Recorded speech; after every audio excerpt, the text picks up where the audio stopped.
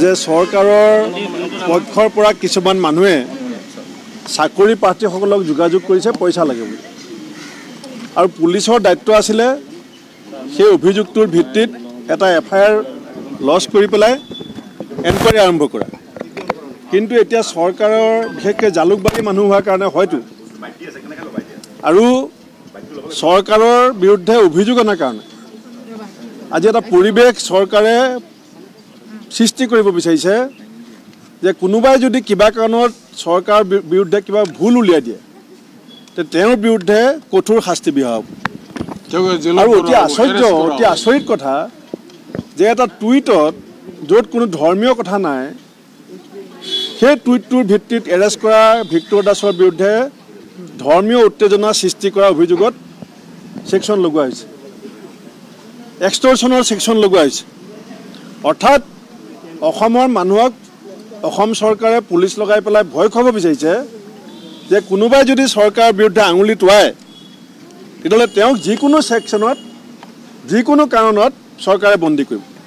এই কথা অসমৰ কোনো সচেতন ব্যক্তিয়ে মানি ল'ব নোৱাৰে আৰু আমি ইতিমধ্যে জ্যেষ্ঠ অধিবক্তা হাইকোৰ্টৰ কথা পাতিছোঁ আৰু আমি আজিৰ ভিতৰত কথা পাতিম আৰু আমি কালিলৈ আকৌ আহিম আমি পুলিচৰ যেটো বিষয়াগৰাকীয়ে কৈছে আমাৰ ডেপুটি কমিশনাৰ পুলিচ চৌধুৰী ডাঙৰীয়াই কৈছে যে কোৰ্টৰ পৰা অৰ্ডাৰ আনিলে তেওঁ লগ কৰিবলৈ নিদিয়ে আমি কালিলৈ কোৰ্টৰ পৰা অৰ্ডাৰ যদি উলিয়াব পাৰোঁ আমি ভিক্টৰ দাসক মুখামুখিকৈ কথা পাতিব বিচাৰিছোঁ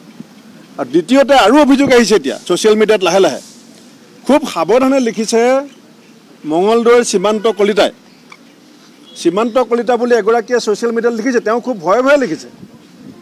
তেওঁ লিখিছে যে তেওঁৰ কাষত বহা তেওঁ নাম দিছে কোন স্কুল কোনখন বেঞ্চত কিছুমান প্ৰাৰ্থীয়ে যিখন পৰীক্ষা চিট তাত কোনো ধৰণৰ চিন নিদিয়াকৈ গুচি আহিছে খালী কৰি পৰীক্ষা চিটখন খালী কৰি পেলাই জমা দিছে অৰ্থাৎ সন্দেহ কৰা হৈছে যে পৰীক্ষা চিটখন কোনোবা বেলেগে চৰকাৰৰ পক্ষত থকা কোনো মানুহে ফিল আপ কৰি দিব গতিকে সীমান্ত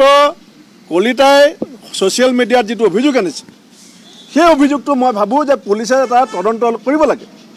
পুলিচে এটা এফআইআৰ লজ কৰি পেলাই সীমান্ত কলিতাক গ্ৰেপ্তাৰ কৰিলে নহ'ব ভিক্টৰ দাসক গ্ৰেপ্তাৰ কৰিলে তেওঁলোকৰ অভিযোগখিনি সঁচা মিছা তদন্ত কৰাৰ দায়িত্ব পুলিচৰ এইখিনি সঁচা মিছা প্ৰমাণ কৰাৰ দায়িত্ব পুলিচৰ আৰু সেই কাম পুলিচে নকৰি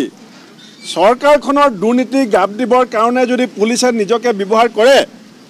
তেতিয়াহ'লে আমি কঠোৰ গণতান্ত্ৰিক আন্দোলন পুলিচৰ বিৰুদ্ধে ল'বলৈ বাধ্য হ'ম আৰু আমি নিশ্চিত যে এই যিটো চাকৰি দিয়া ব্যৱস্থা অসমৰ মুখ্যমন্ত্ৰী ডাঙৰীয়াই কৰিছে ইয়াৰ প্ৰথম দুৰ্নীতিৰ অভিযোগ অসমৰ মুখ্যমন্ত্ৰীৰ বিৰুদ্ধে আছে আৰু সেই অভিযোগ মই আনিছিলোঁ কাৰণ মুখ্যমন্ত্ৰীয়ে কৈছিলে যে তামোল এখন নোখোৱাকৈ মই অসমৰ নিবনুৱাক চাকৰি দিম তামোল এখন নোখোৱাকৈ চাকৰি দিম বুলি কোৱা নিবনুৱাসকলৰ পৰা অসমৰ মুখ্যমন্ত্ৰীয়ে 71,52,65,000 টকা সংগ্ৰহ কৰিছে অৰ্থাৎ প্ৰথম দিনাখনৰ পৰাই মুখ্যমন্ত্ৰী নিজৰ কথা থৰক হৈছে তেওঁ কথা দি কথা ৰাখিব পৰা নাই তামোল নোখোৱাকৈ চাকৰি দিম বুলি কোৱা মুখ্যমন্ত্ৰীয়ে যেতিয়া 71,52,65,000 সংগ্ৰহ কৰিলে তাৰপাছত তেওঁৰ পালি পহৰীয়াবিলাক লাগি গ'ল আৰু সেই পালি পহৰীয়াবিলাক লাগি যোৱাৰ পাছত যেতিয়া ভিক্টৰ দাসে তথ্য দিম বুলি ক'লে তেতিয়া তেওঁৰ মুখ বন্ধ কৰিবৰ কাৰণে লকাপত ভৰাই ৰাখিছে এটা সীমান্ত কলিতাই অভিযোগ আনিছে ফেচবুকত যে ফৰ্মখন ফিল আপ নকৰাকৈ পৰীক্ষা চিটত কোনো চিন নিদিয়াকৈ বহি জমা দি থৈ গৈছে সেইটো এনকুৱাৰী চৰকাৰে কৰিব নে নকৰে গতিকে ব্যাপক দুৰ্নীতি স্বজন তোষণৰ মাজে যে এই নিবনুৱা সমস্যাটোক এটা অতি গভীৰ দুৰ্নীতিৰ মাজলৈ ঠেলি দিবলৈ চৰকাৰ ষড়যন্ত্ৰত লিপ্ত হৈছে সেইটো ভিক্টৰ দাসক গ্ৰেপ্তাৰ কৰাৰ মাজেদি প্ৰমাণ হৈছে আৰু চৰকাৰে এইটো ভাবিব নালাগে মই মুখ্যমন্ত্ৰী ডাঙৰীয়া গৃহ বিভাগৰ দায়িত্বত আছে তেখেতক জনাইছোঁ যে আপুনি এইটো নাভাবিব যে ভিক্টৰ দাসক গ্ৰেপ্তাৰ কৰিলে চৰকাৰৰ বিৰুদ্ধে থকা দুৰ্নীতিৰ অভিযোগত মুখ খুলিবলৈ মানুহ নাথাকিব যিসকল মানুহে চৰকাৰৰ বিৰুদ্ধে মুখ খুলিব চৰকাৰৰ বিৰুদ্ধে দুৰ্নীতিৰ তথ্য দিব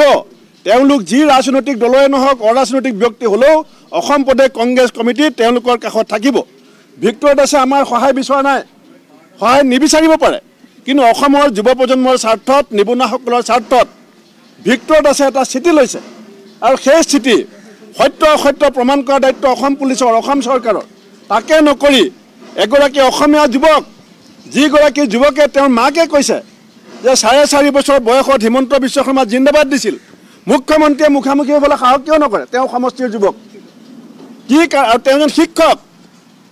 তেওঁ কোনো অজ্ঞাত ব্যক্তি নহয় এগৰাকী শিক্ষকে জালুকবাৰী সমষ্টিত হিমন্ত বিশ্বক জিন্দাবাদ দিয়া এগৰাকী ব্যক্তিয়ে আজি এটা চৰকাৰৰ বিৰুদ্ধে অভিযোগ অনাৰ কাৰণে কিয় গ্ৰেপ্তাৰ হ'ব